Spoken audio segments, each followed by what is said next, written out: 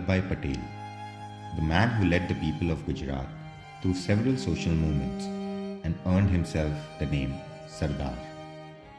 Sardar, the man who will always be remembered by what he did for the people and how he supported them in their struggles during the freedom movement.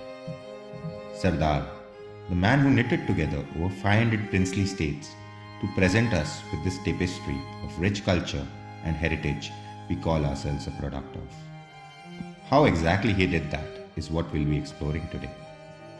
Now to transport you to the India then, this map shows the regions directly under the British Crown and the princely states which weren't directly under the British Crown, however, were for all means and purpose subservient to it. So, this was during the time when the Britishers were leaving India and proposed the transfer of power by dividing India into today's version of India and Pakistan.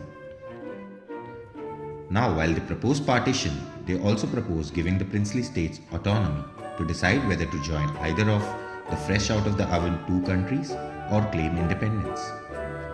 While the Muslim League agreed to this course of action, the Congress outright rejected it.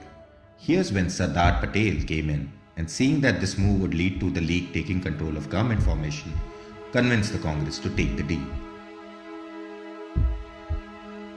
This is also when the rest of the country, including Mahatma Gandhi, looked to him and his acumen to integrate the 562 princely states into the Indian state.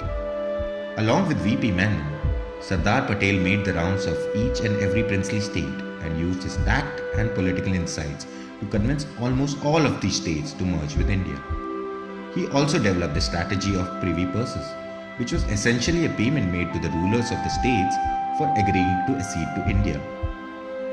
Assimilating 562 independent states into a coherent version of a nation was not an easy task. So, to make governance easier and maintain a sense of sturdiness in the formation of the nation, he went about merging certain states with neighboring provinces to form a single governable unit. Similarly, he clubbed smaller states into one large state. The rest of the smaller and lesser developed states were then centrally administered. This is what forms the bedrock of a nation-state today. However, all these efforts still left a few mavericks out of the fold.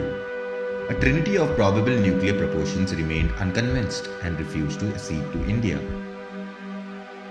which Patel predicted could be a cause for a unified country to never achieve stability: Junagadh, Hyderabad and Kashmir. This is when Patel became the de facto commander-in-chief of the Indian Army.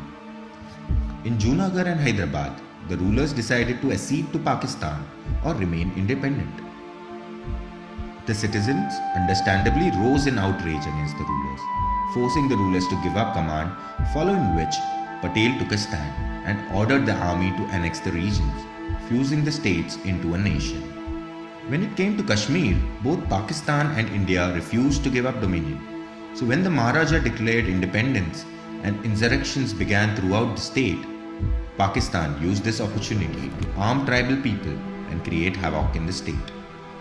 Sardar, having already predicted incursions by a neighbor, had placed the army preemptively within the state. When the Maharaja looked to India for support, we were well equipped and prepared to handle it. India helped drive the invaders back. However, as we know today, West Kashmir still remains with Pakistan and the rest of the state is part of India. Using his own version of Sam Dham Dand Bhed, Patel was instrumental in providing us with the nation state we have today. He was the person the country wanted as the first Prime Minister until he stepped aside to pave way for Nehru to take up the mantle, becoming instead the first Deputy Prime Minister. For his contributions and dedication, the country celebrates 31st October, the birthday of the Iron Man, as Rashtriya Ekta Divas.